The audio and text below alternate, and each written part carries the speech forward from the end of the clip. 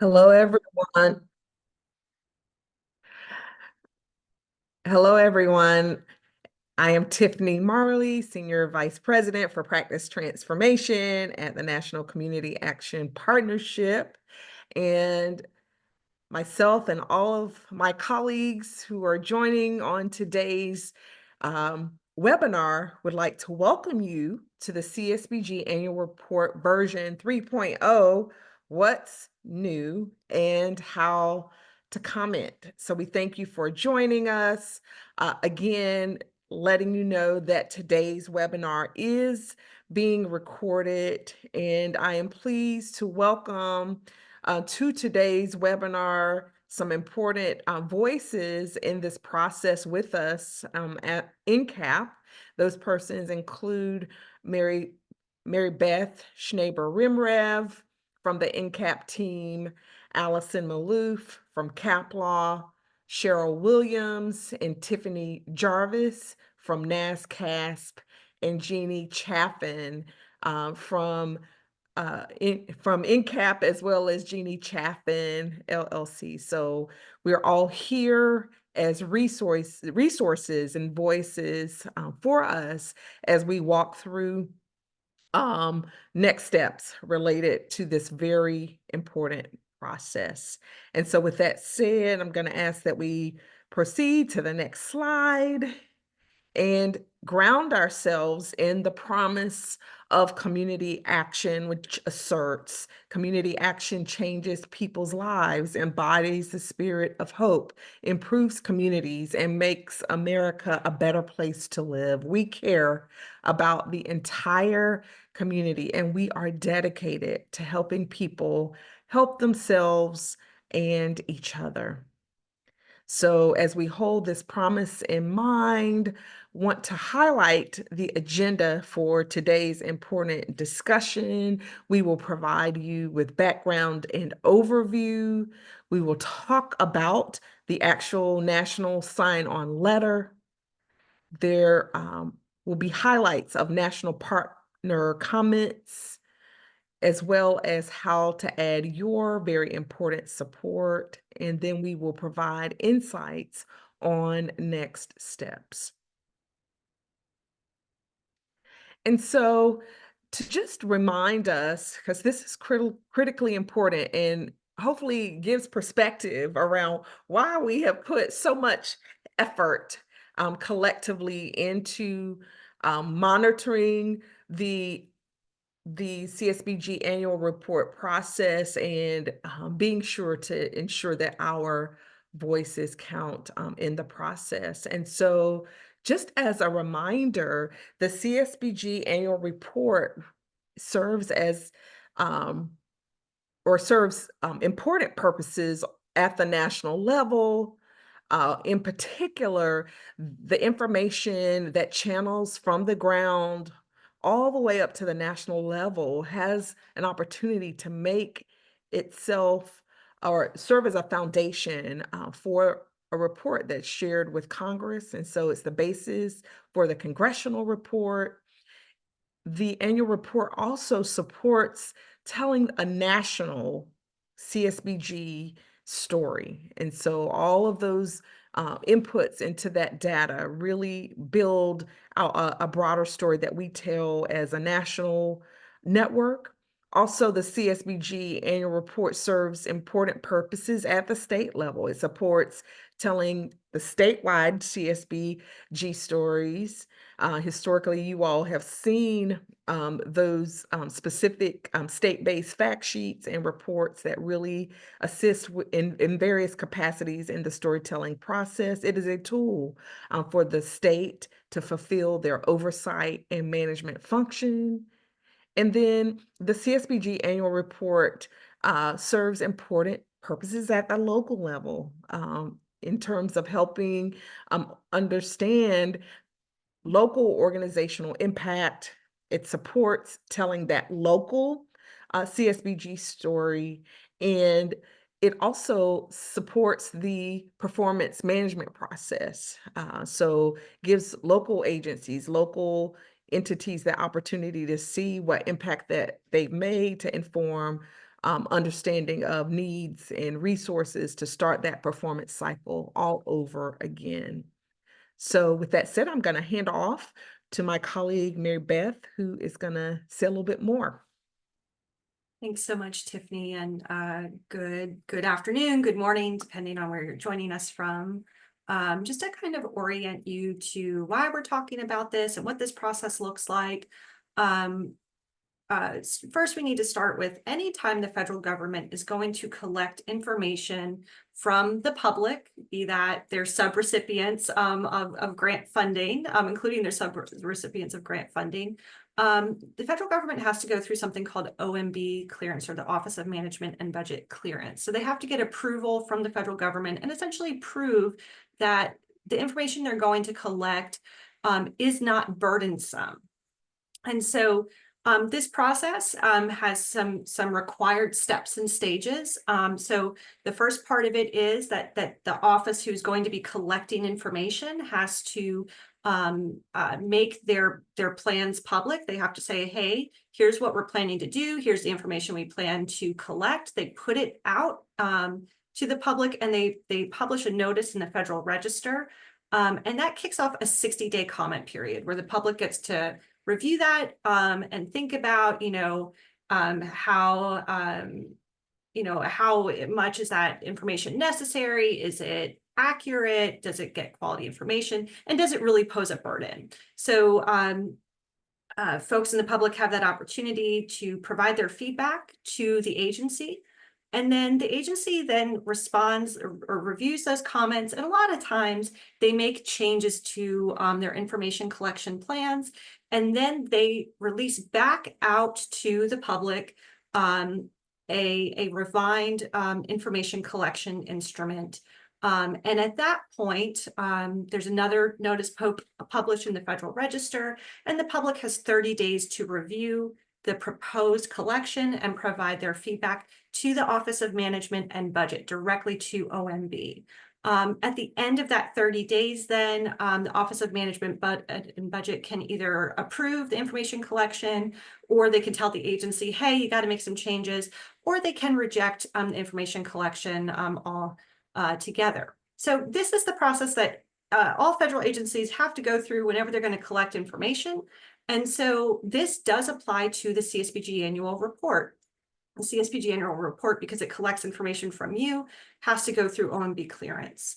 So as a reminder of where we are in this process, if you're thinking, we've talked about this before, you're right, we have a couple of times, because all the way back in April, the Office of Community Services put out a notice to the public that is seeking comment on two versions of the CSBG Annual Report, a version 2.1, which was a largely unchanged version of the report to allow for uninterrupted data collection because our clearance was about to expire on the report, and then a significantly revised version 3.0. So you might remember back at that time, we had several webinars, we had several listening sessions, we talked to a lot of you out and about in the network.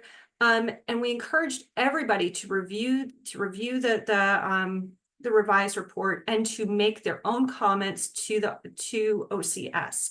At that time, during that 60-day public comment period, all of the national partners that you see on this call here today submitted comments, as did many of you. The Office of Community Services received something like almost 1,800 comments from the network about this information collection. So OCS then decided, based on some of the feedback that they received, to move forward with only seeking clearance of version 2.1 to ensure there was no interruption to our data collection, and to postpone seeking clearance of version 3.0.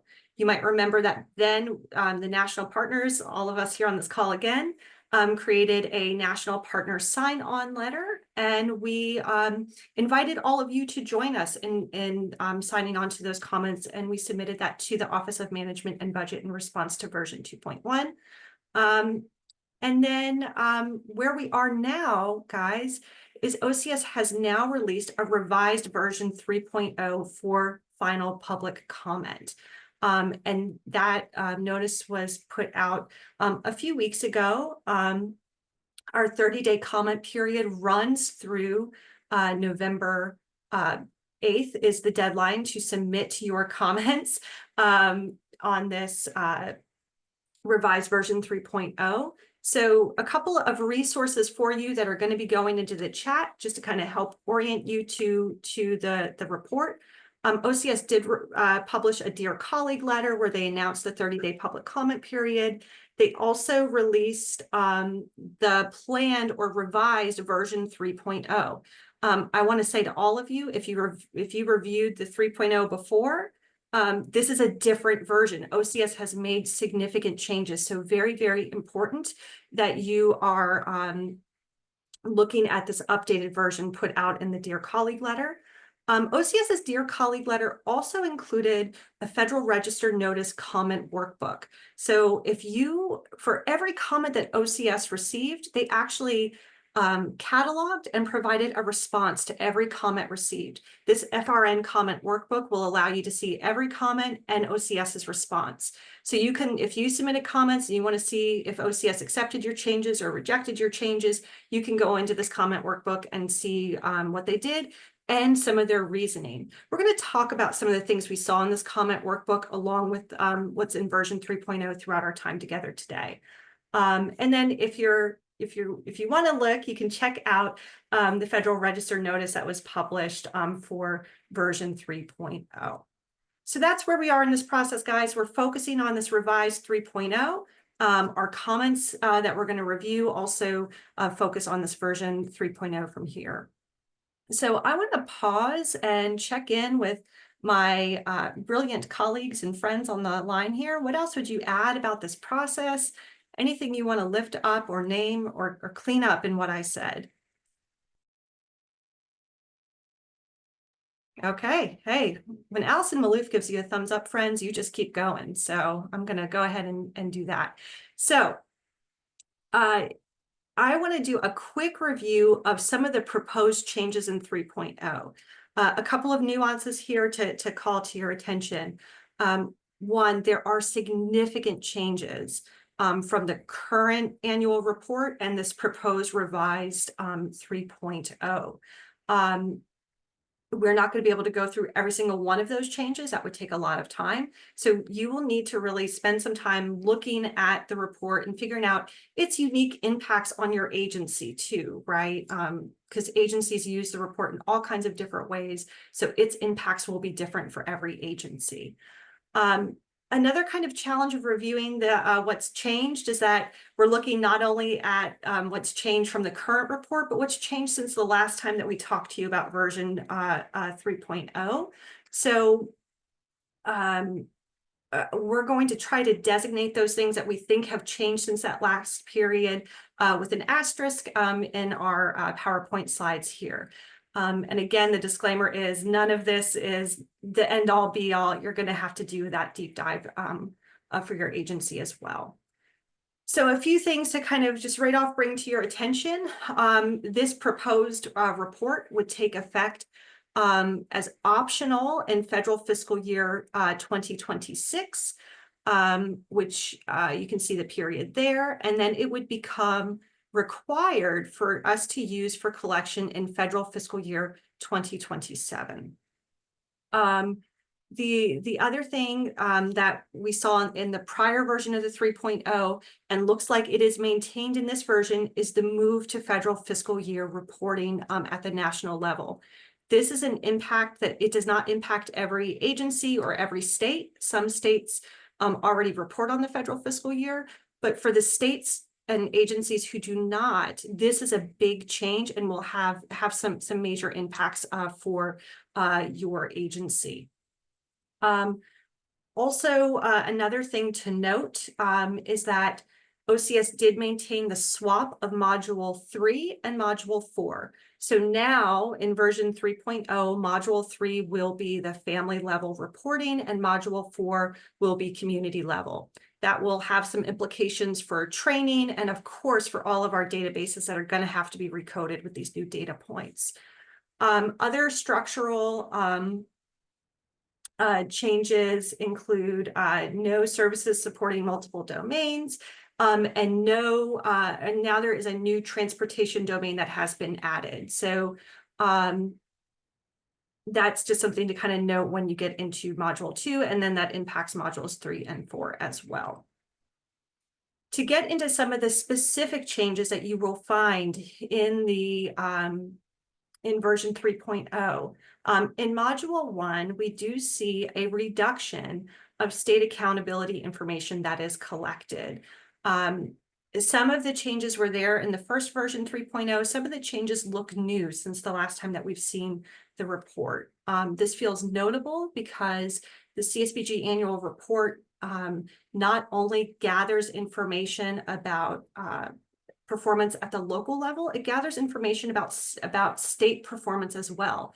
And it is the mechanism that is used for OCS to have oversight and collect required information that ties back to the CSBG Act. So, and also things like state accountability measures. So this is notable. Also, we did see that OCS removed CSBG organizational standards performance reporting. So you might remember there was a section of the report where you could go and see, what percentage of agencies were meeting the organizational standards at different levels. That section is still removed in this version. We did comment on that last time, but it looks like OCS did not include that this go around. When you get into module 2, you will see that again, the new transportation domain, you'll see services for multiple domains is removed. We also noticed that the chart where you would detail how you're spending your agency capacity building dollars was removed. We're unsure if this is a technical error or intentional, and so we do want to flag that. And then, as was the case last time, the staff certification section, where you would report on how many CCAPs and how many Roma trainers, that section is also removed. And then in module 3, and as a reminder, module 3 is now family level, specifically within the services part of the report. Good news, guys, there is now an other that has been added to all domains. That's going to enable agencies to add their own services to the report. We do also see a new section called Service Delivery Access, which includes really critical services like eligibility determinations, referrals, and case management services. You might remember that in the prior version 3.0, these services had been removed. So many of you in the network made comments about this. And so these services have been added back, and we're happy to see them. We do still see a really significant reduction and combining of reportable services. We see that while OCS did add back some services that we asked for, in some cases they were incorporated, but into services that are so consolidated that it's going to be difficult to kind of parse out, the specific interventions that agencies are operating. So I'll give you an example. Many of you asked for a VITA service to be added, and it has been, but it's been incorporated into the service that says the number of individuals who receive training and counseling services for income management and asset building. And what is listed as the kinds of services that go in there are VITA, tax preparation, credit repair, financial literacy, financial management, budgeting. So you can see there's lots of things that get rolled up into that one service. And so some of the story might be removed by the ability to tell the story might be impacted by this consolidation of services. And then we do see where OCS specified that there are places where agencies can do counts of service versus counting the unduplicated number of people who receive the service. Specifically, just for services like diapering supplies, and then in transportation services. For something like transportation services, that will allow some of you who run broad-based transportation systems to report on the number of rides that you've offered in the community without having to get to an unduplicated count of people. Within module 3, then, the family national performance indicators, again, we see that we have an other that has been added to all domains. So that is good news to allow agencies to report on those outcomes that they select. We do still see a mixture of outputs and outcomes in this section. You might remember that typically we've referred to the Family National Performance Indicators as the outcomes or the changes that are created as a result of the services that we provide and report in the services section of the report. OCS in their proposed revisions still has things like outcomes, or what they're calling national performance indicators, like children receiving service or people receiving access or people participating in services. And we see those as services, not outcomes. And that's a nuance that's going to be that we're going to have to manage and speak to in our comments.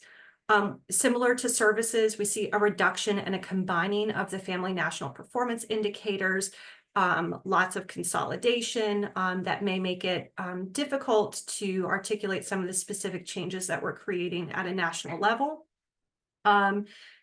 We do see, though, that some FNPIs were added back based on network feedback, especially those related to employment, skill development, and health and well-being. So make sure you take a look and see what's been added back and what looks different and changed. And OCS did add additional details and rewording of some of the FNPIs that you saw in the prior version to better indicate what they're counting as the change. But again, we see things like received, increased, participated, that's that mixture of outputs and outcomes.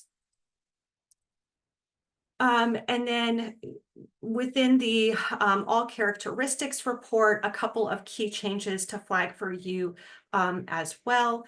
There have been revisions to the reporting on gender identity. We saw a number of comments on that, and OCS has revised that section. And then race and ethnicity characteristics to better align with kind of current practice there.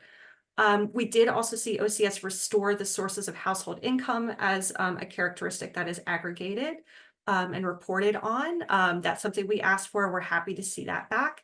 And we did notice the removal of that section of the report that would allow us to report on individuals served who could not be unduplicated by program. So sometimes you had data sets that you just couldn't get to that unduplicated count, things like in some cases, transportation services, or maybe some of your domestic violence services that you couldn't integrate those data sets. You had a section where you could say, here's the program and here's the number of people that we assisted in that program. That section is no longer in the report.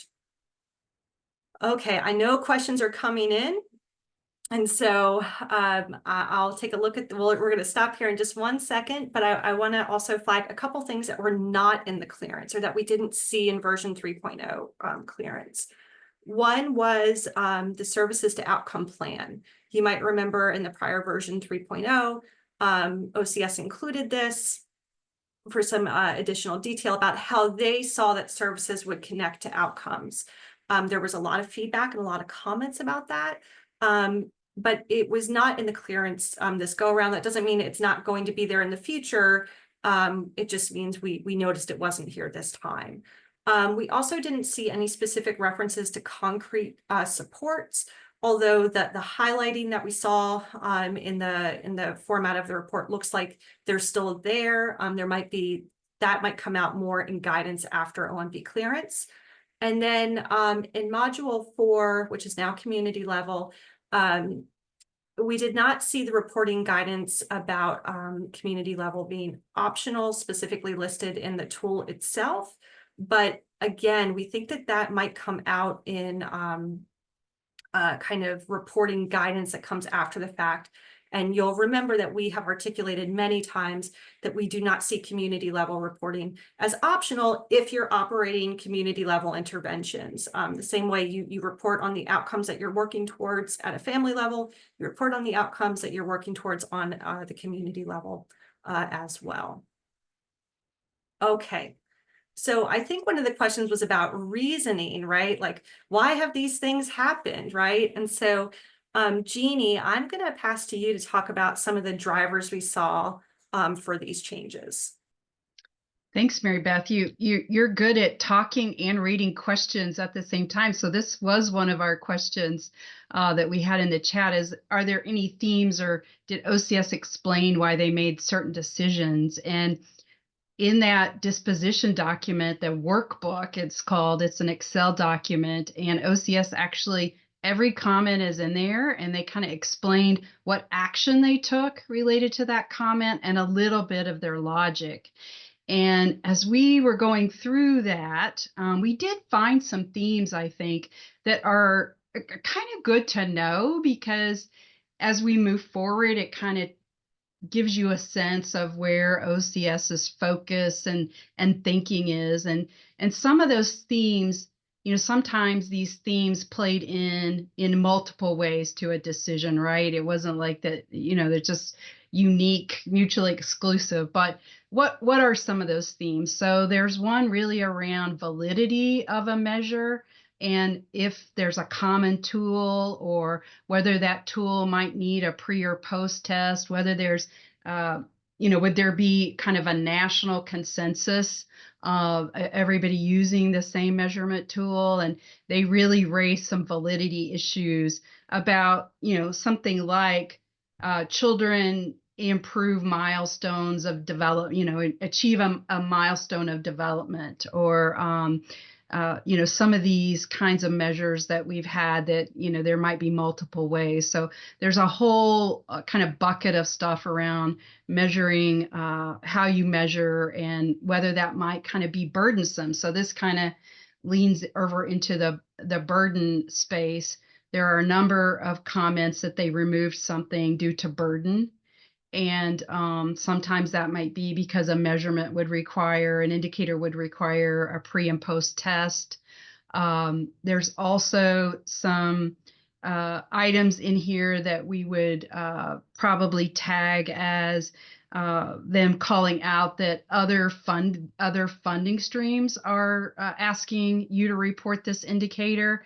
And so there's kind of this mindset of, maybe if other folks are tracking this indicator, it would be less burden to take it out. We can debate whether that makes sense or not, but that is one of the themes.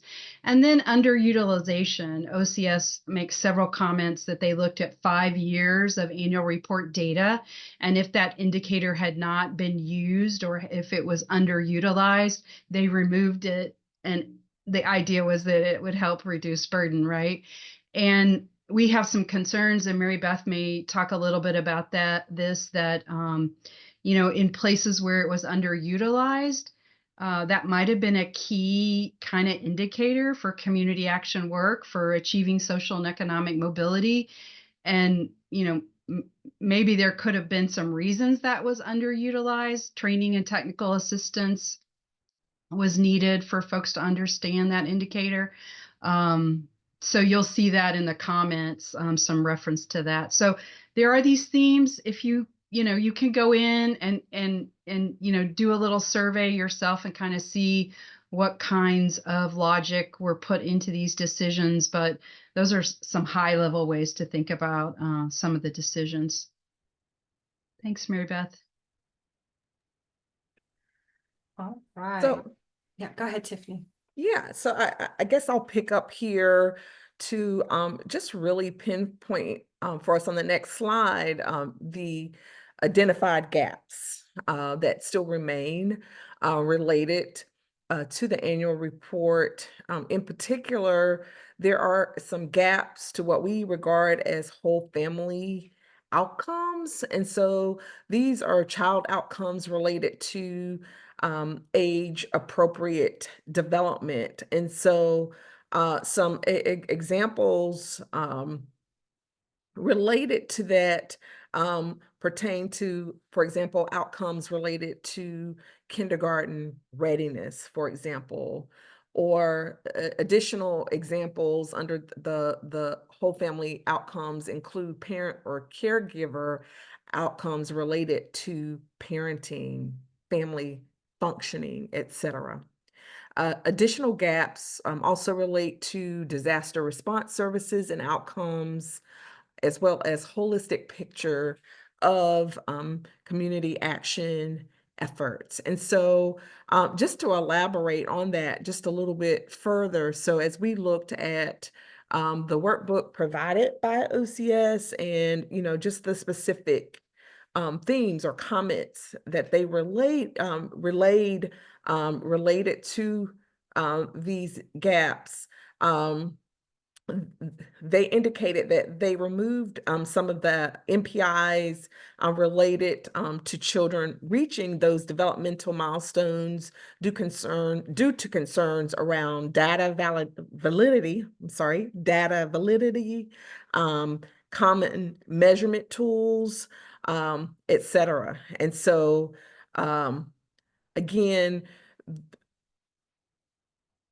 as Jeannie has already indicated, they also removed some of the MPIs due to the burden in their perception of pre and post testing. However, in some instances, it's not a burden because it is required and it's being done by our CAs to basically measure change over time. Another reason why they chose to leave certain of the outcomes as they were just had to do with the underutilization of those outcomes in the reporting in our reporting. And so, for example, OCS examined 5 years of data where indicators were not being utilized, and so they removed them. And like, for example, this could be a concern when it's an indicator such as a living wage job or VITA, or perhaps the numbers were reported that were reported were low, but at the same time, even though the reporting of those outcomes were low, there could have been meaningful or significant impact. And so we would conjecture that the underutilization of certain of the MPIs just may have also just been due to lack of training and things of that sort. And so again, there are the gaps that we mentioned there, and you know, various implications around that. And just it's important to us that we flag that for you, just for that general awareness. As we look at the next slide, just want to also let you know that NCAP, so National Community Action Partnership, along with CAPLAW, NASCASP, as well as ANSERT, came together on a national partner letter where comments were made. These comments were extensive. At the same time, they were nuanced. As you know, there's a lot that has gone into this process, and I'll ask the team if they would just post in the chat the link to the version of our current national partner sign-on letter. This is the letter that we are inviting you all to participate in with us, and we'll say a little bit more about that later in our time today. And key themes were highlighted in the letter from the national partner perspective related to process and engagement. And one is there is a call for the recognition and value of our network's expertise.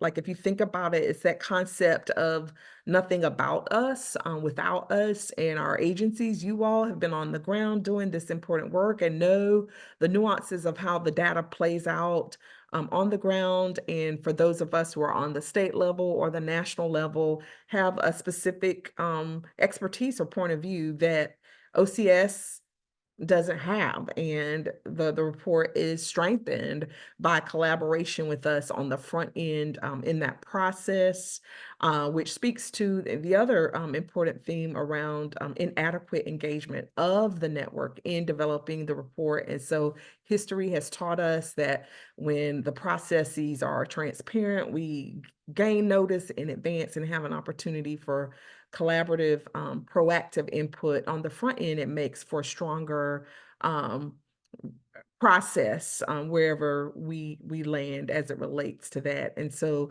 there is a third theme, a call for collaboration and co-creation. And so, Mary Beth, would you like to now talk about the summary of the comments and recommendations? I sure can. So again, high level, I am going to go through some of our comments and recommendations. You can read the full letter that Brooke put into the chat. I do see some questions and hands raised. We're going to just do this part and then we'll come to questions in just a moment. But encourage you to read the full letter.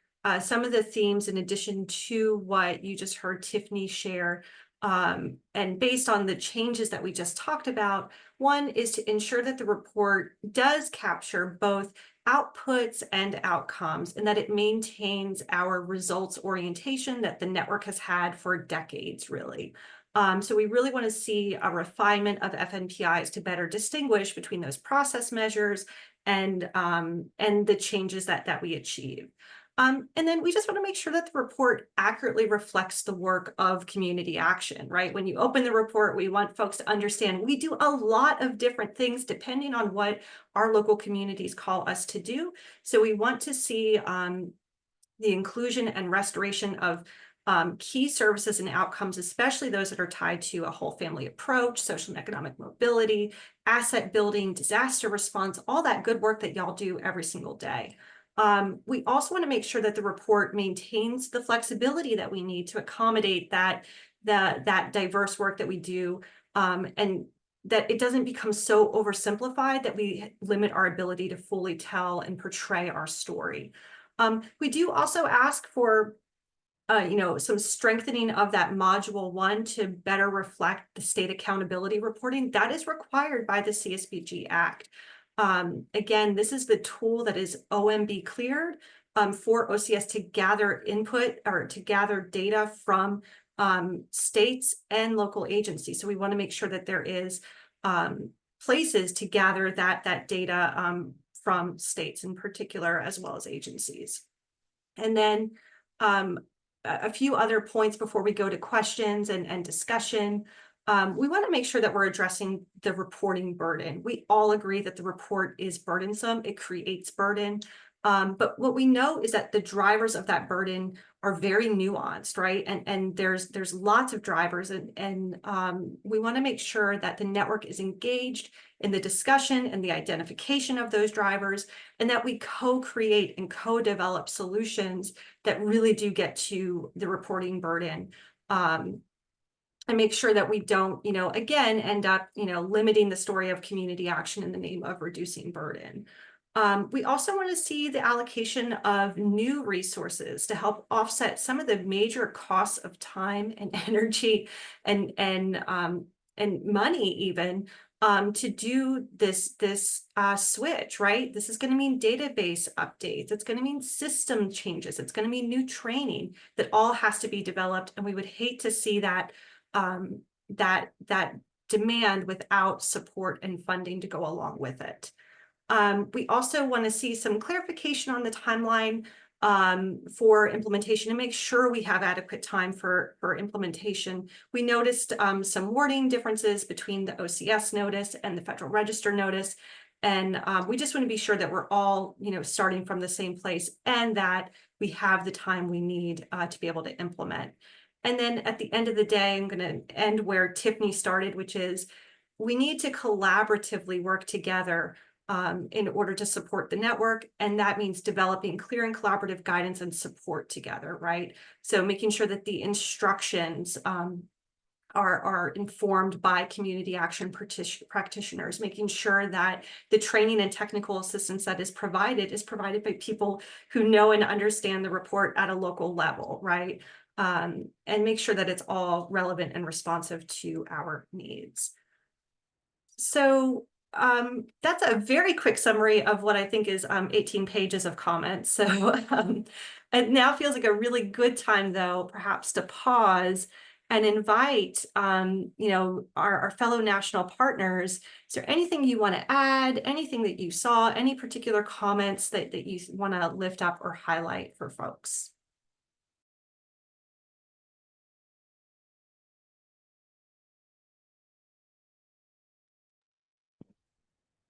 I'll just echo everything that you guys have said thus far. I really don't have much to add other than the criticalness of all of this, and the fact that this is our one opportunity to get our voices at a level where decisions are being made with respect to our funding. And so it is really critical that whatever report is up there truly reflects our network. And as much as this report is used to help make changes as needed in our network to facilitate that funding, then we should be, that data should be reflected in here as well. In other words, if state accountability measures are low for some reason, we need to know about that. If people, we don't, and then on the flip side, we don't want our communities not to be reporting the work that they are doing pursuant to the assessment of the needs in their area, which is how the community service block grant funding is required to be used by the Act. So I think it's just very critical that this report really reflect our network and the work that we're doing with those funds. And if, I see in the comment box that people are concerned and they are trying to think about what the reality is going to look like if 3.0 moves forward. And I do think that there's going to have to be some collective effort by the network to find ways to get that information across in a potentially creative way, working with states at local and state level to figure out how we're going to get that message to those who need to hear it if we don't get all the changes that we want to get.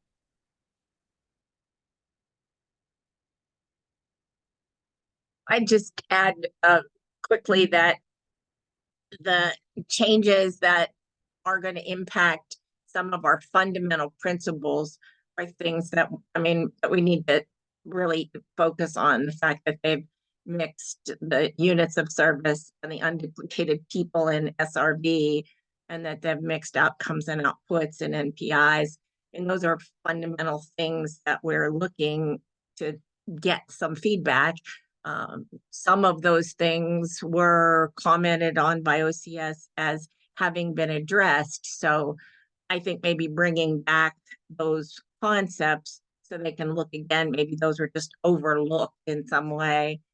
And the missing pieces that Mary Beth pointed out, the table 4A and some of the other things that are not there, are those going to get added back in? If so, how are we going to know about it? So all that being said, I think one of the most important pieces in looking forward is whatever version of this gets approved, we need to be able to be responsive with training and technical assistance that's meaningful to the network. And so we'll need the network to tell us what that looks like. So we'll want to get your opinions and your thoughts on those things. So that's all.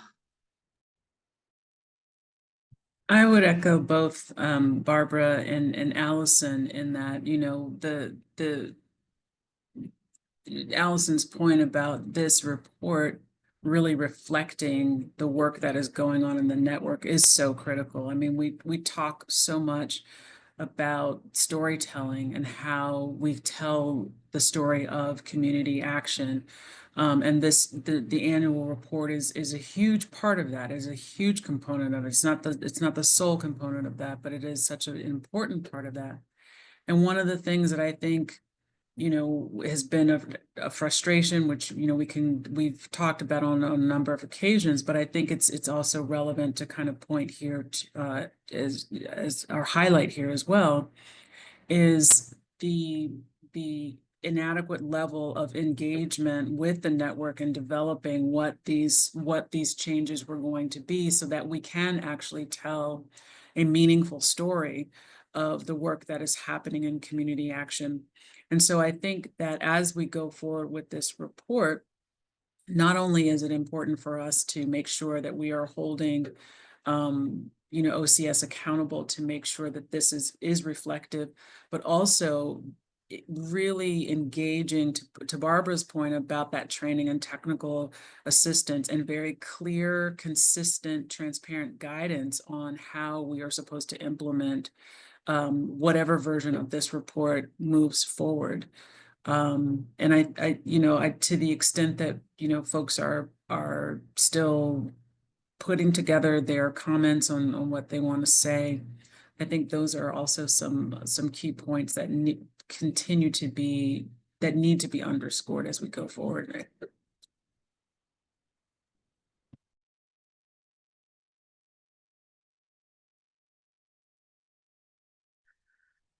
Yeah, so thank you all so much for those comments. And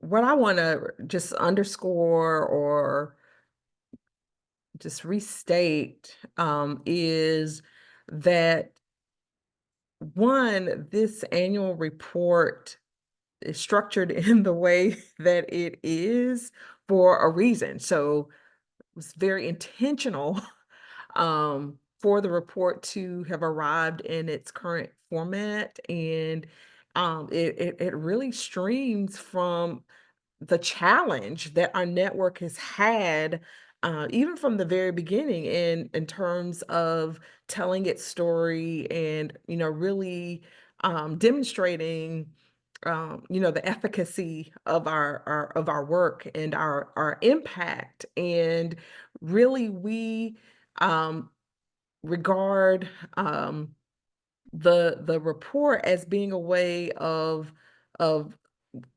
validating or sort of showing that we are living up to our statutory purpose. And the report, as being proposed by OCS at this time, is not really allowing us to fully do that, which can be very problematic for us as a network in the future, especially given what we've already highlighted around the fact that this information is utilized as the basis or the foundation of the information that is shared with Congress, who ultimately makes the decision about our funding and about whether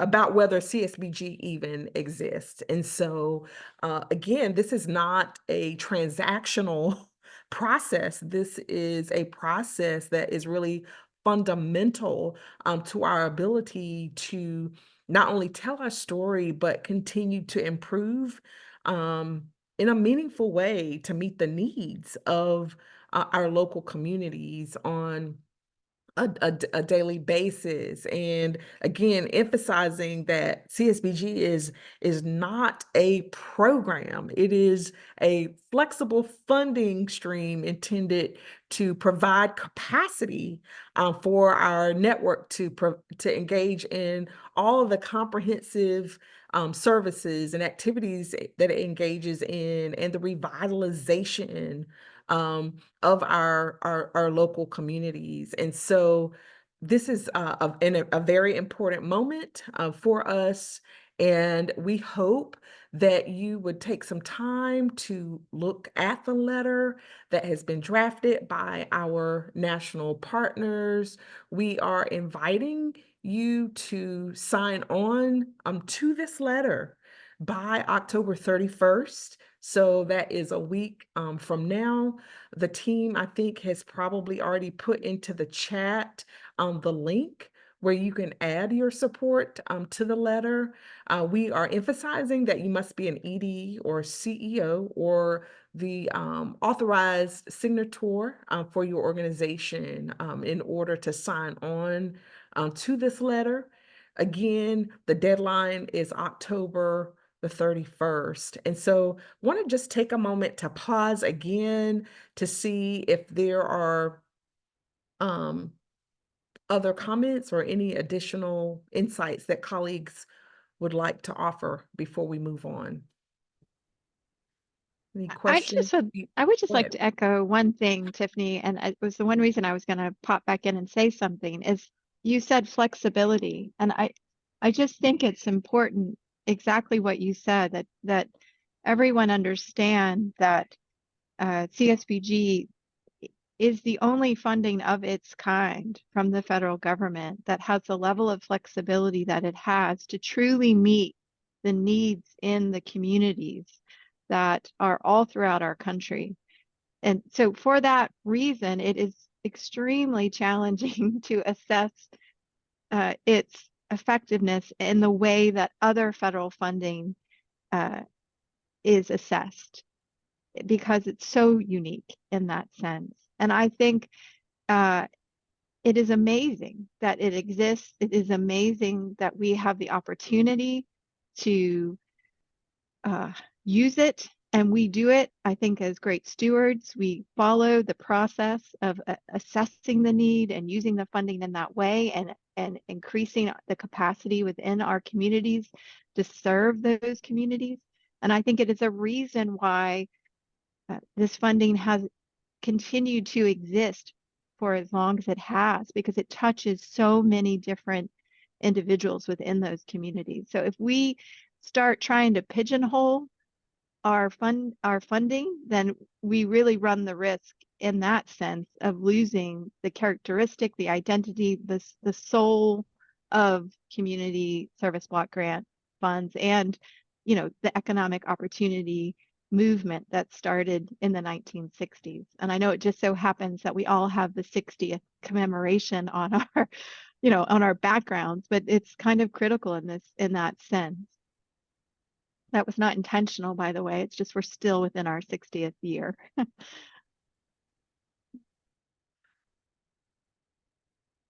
So someone in the chat said, "Preach, Allison." So thank you for that.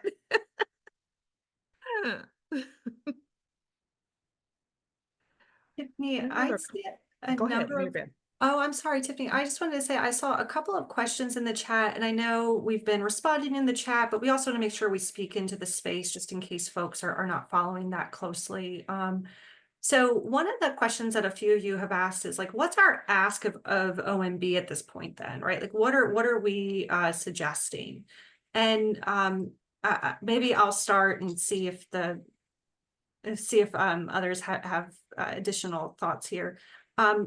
We are trying to lay out the changes that we see are needed in the report. We don't want to go in just saying reject the proposal and not provide feedback. So that's why you see us outlining so many comments, is because we want to make sure that if OMB decides to clear it, that it at least has included our input and our thoughts, and that our thoughts are recorded and are on the record. So we're asking for improvements, we're asking for engagement in revising the report. Allison, Cheryl, Jeannie, Barbara. Anything you want to add? I think in addition to that, one of the asks is going back to that constant engagement, and to Barbara's point about that clear training and technical assistance. One of the things that again we're going to need is clear guidance on this. It's not enough for OCS to say, okay, here's the report, and then go forth and conquer. It really has to be an engaged process to implement the changes that are going to take place. And I think that's one of the things that is outlined in this letter and that needs to be reinforced. There are going to be a lot of changes, just logistical changes, technical changes, at every single level that are going to be needed in order for us to be able to implement whatever version of the report comes forward. So I think that's another part of the ask as well. Maybe something to focus on the implementation timeline, the phase in. That might be a key ask that OCS consider how long it's going to take or the steps that might be involved, and make sure that when they actually post anything that they get cleared, that they include a sufficient time for the network to respond.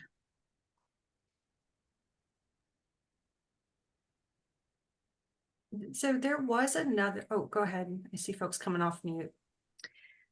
So I'll just quickly say that, what OCS, does. I agree with everything that everybody's said about training and technical assistance, but I would, we have hundreds of community action people on this call today. And I guess I would just say that all is important and we need to track it and we need to try to, nudge things in the right direction and, come alongside OCS as much as possible. But this is also a time for you at your agency, because you are probably going to have to make some changes in your system to not just be driven by what's happening with the congressional report and on the federal level, but what do you need, at your agency to have good data and to be better and to excel. And so don't just be compliance regulative driven here. Like at this moment, try to come alongside and think about what your vision is and your purpose and what you're trying to achieve, and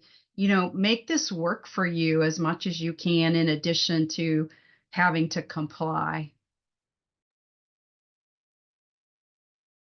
Thank you, Jeannie. I think that's a really important point about being mission driven versus funder driven, right? And just one other thing, this isn't about what we expect OCS to do, which is what we're talking about right now, but I think it's what we expect the network to do.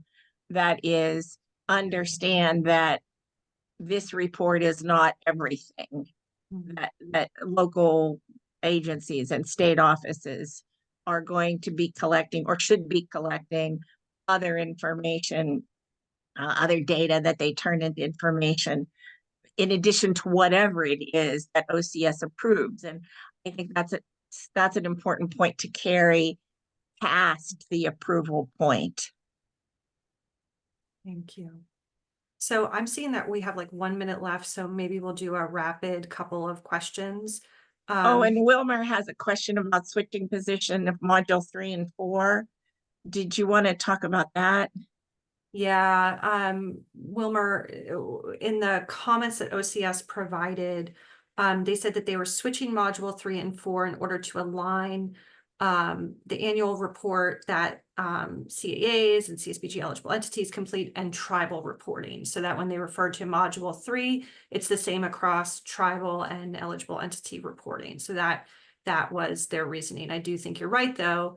Even with that reason, there's a lot of cost that significant cost that comes along with that. And to Becky's point, the state not collecting anything but OCS, that doesn't mean that local agencies can't collect the data that they need to do management and accountability. Don't allow your state to tell you this is all the data that you should be collecting, when you know that there are things that you need to collect to be able to tell your stories. So Becky, a lot of kudos to you to collect additional things at the agency level that you use yourself, even if the state doesn't collect it. Sorry, I get off my soapbox. No, it's a great soapbox. Just also want to flag, there was a question about like so what happens from here? You know, when does OCS make their decision, or OMB make their decision? And OMB essentially can't approve before 30 days from when the notice was posted, and but they can take up to 60 days. So somewhere between 30 and 60 days from October 8th, I think is when they posted that they'll render their decision. I think it's pretty rare. I'm looking at my colleagues to see OMB like full on reject an information collection. It's very, very rare. So it's not an outcome that we would expect here. And again, part of the reason why we gave such extensive feedback about the report as proposed. Folks, what other questions do you see that we need to highlight before we wrap up here?